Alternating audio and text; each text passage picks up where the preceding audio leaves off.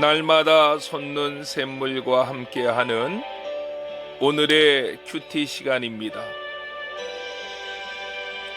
3월 3일 화요일, 오늘의 말씀은 요한복음 6장 16절로 21절의 말씀입니다.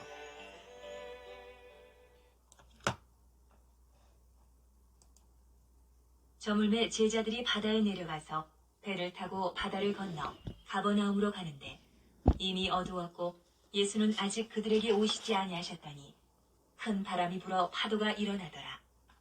제자들이 노를 저어 10여리쯤 가다가 예수께서 바다 위로 걸어 배에 가까이 오심을 보고 두려워하거늘 이르시되 내니 두려워하지 말라 하신대 이에 기뻐서 배로 영접하니 배는 곧 그들이 가려던 땅에 이르렀더라.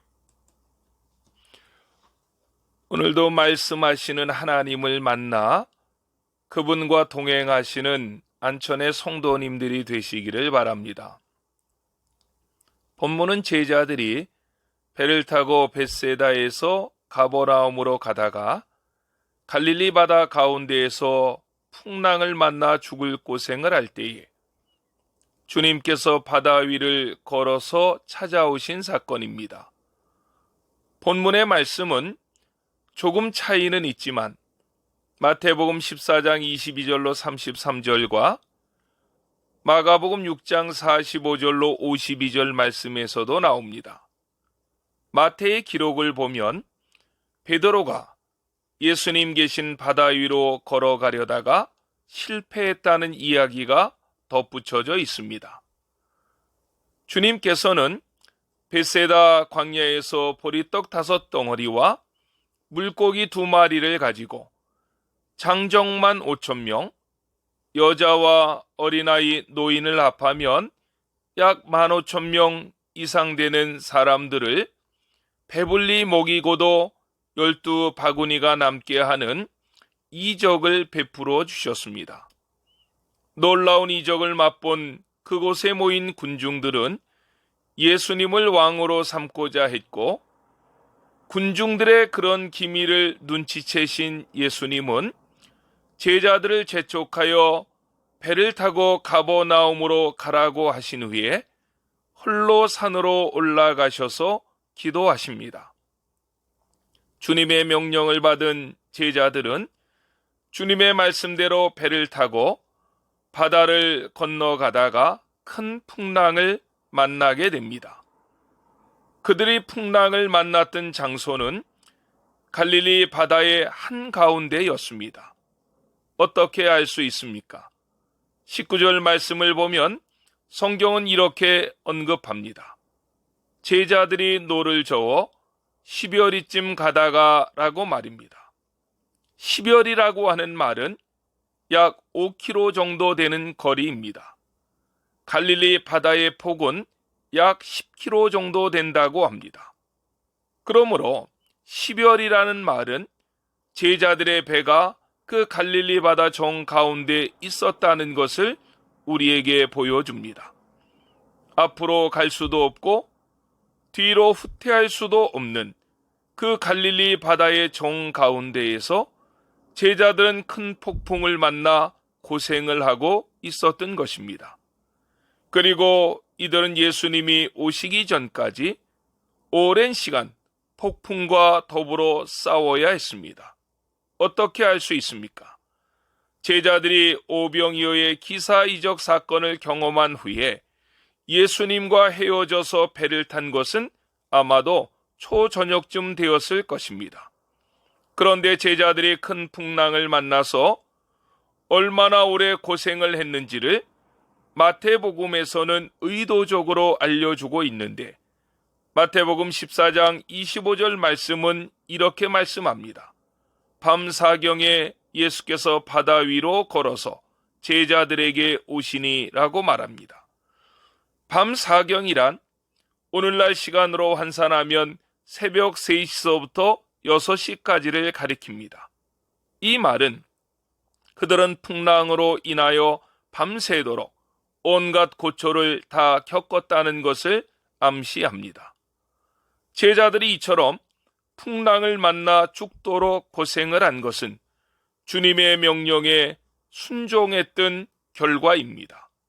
마태복음 14장 22절 말씀에 보면 오병이어 기사 이적을 체험한 후에 주님께서는 제자들이 그 자리를 떠나 가버나움으로 가도록 재촉하셨다고 말씀합니다. 그래서 제자들은 그 현장에서 즉시 떠났고 큰 광풍을 만나게 된 것입니다. 그렇다면 주님께서는 왜 제자들이 그 말씀에 순종했던 제자들이 갈릴리 바다 가운데에서 큰 광풍을 만나게 하셨을까요?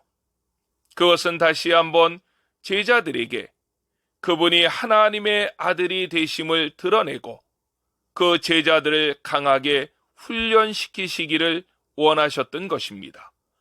주님께서 보실 때에는 그때까지는 제자들조차 오병이어 기사 이적을 체험했던 군중들과 조금도 다를 바가 없었다고 보신 것입니다. 그 증거가 무엇입니까?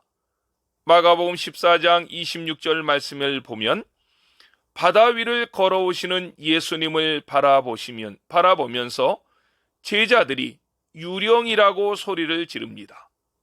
같은 사건을 언급하고 있는 마가복음 6장 52절 말씀에서는 이렇게 말씀합니다. 이는 저희가 그 떡 떼시던 일을 깨닫지 못하고 도리어 그 마음이 둔하여 졌음이러라고 말입니다. 예수님께서는 이러한 제자들의 약한 믿음을 아시고 하나님의 열심으로 그 제자들을 훈련시키시고 연단시키고 계신 것입니다. 주님께서 오늘도 우리의 믿음을 훈련시키고 계십니다. 이때 필요한 자세는 순종입니다. 이 훈련과 연단 속에서 처해진 환경이 너무 열악해 견디기 힘들 때에 우리는 이렇게 한탄할 수 있습니다. 주님, 당신은 어디에 계십니까? 라고 말입니다. 그러나 그 순간에도 주님은 제자들을 지켜보고 계십니다. 산 위에 올라 홀로 기도하셨던 예수님은 계속적으로 제자들을 주목해 보시다가 이제는 제자들 힘으로 그 어려움을 극복해 나가기 힘들다고 여겨지실 때에 본문 20절 말씀처럼 그 제자들에게 다가오셔서 이렇게 말씀하십니다. 내니 두려워하지 말라. 여기에 내니라고 하는 헬라어는 에이고 에이미라고 하는 말인데 출애굽기 3장 14절에 여호와라는 말과 동일한 단어입니다. 여호와는 스스로 계신 자라는 의미이고 에이고 에이미는 I am that I am, 즉 나는 나다 하는 말입니다. 이는 예수님만이 하나님이 되심을 명확하게 드러내는 말입니다. 하나님의 아들이신 예수께서 물에 빠진 베드로에게 손을 내밀어서 그 손을 붙잡게 하시고 건져주셨으며 그분이 배에 오르시자 그 바다와 바람이 잔잔해졌습니다. 새 중의 왕이라고 일컫는 독수리가 새끼 독수리를 훈련시키는 방법은 그 새끼를 날개 위에 태우고 높이 올라갔다가 일부러 흔들어 떨어뜨린다고 합니다. 새끼 독수리가 떨어져 죽지 아니하려고 힘껏 날개짓 하다가 힘이 없어 땅에 떨어지려 하면 어미 독수리는 빨리 날아와 다시 그 새끼를 날개 위에 앉히는 훈련을 한다고 합니다. 이러한 훈련을 반복함으로 그 새끼 독수리도 새 중의 왕으로 만들어 간다고 합니다. 영어 단어로 훈련, 징계란 단어는 디스플린인데 예수님의 제자를 영어로 disciple이라고 합니다. 두 단어는 같은 어근에서 왔습니다. 즉, 제자는 태어나는 것이 아니라 훈련으로 만들어지는 것입니다. 그리고 훈련을 받을 때 꼭 필요한 것은 순종입니다. 주님은 오늘 하루도 두려움이 많은 세상 속에서 우리를 훈련시켜서 제자들로 만들어 가십니다. 온전히 순종하셔서 주님의 제자들로 다듬어져 가시는 사랑하는 안천의 성도님들이 되시기를 주님의 이름으로 축복합니다. 기도하겠습니다. 오늘도 우리를 훈련시켜서 하나님 나라의 제자들로 만들어 가시는 주님, 감사합니다. 오늘 우리가 처한 환경이 너무나도 어렵습니다. 마치 제자들이 갈릴리 바다에서 사투하다가 극도의 두려움에 떨고 있는 듯한 우리의 현실을 보게 됩니다. 주님, 찾아오셔서 손 내밀어 주시옵소서. 주님이 배에 오르시자 바다와 바람이 잔잔해진 것처럼 이 전염병에서 우리를 건져 주시옵소서. 환경이 아무리 힘들고 어렵다 해도 끝까지 순종하는 믿음을 우리에게 더해 주시옵소서. 예수님의 이름으로 간절히 기도드렸습니다. 아멘.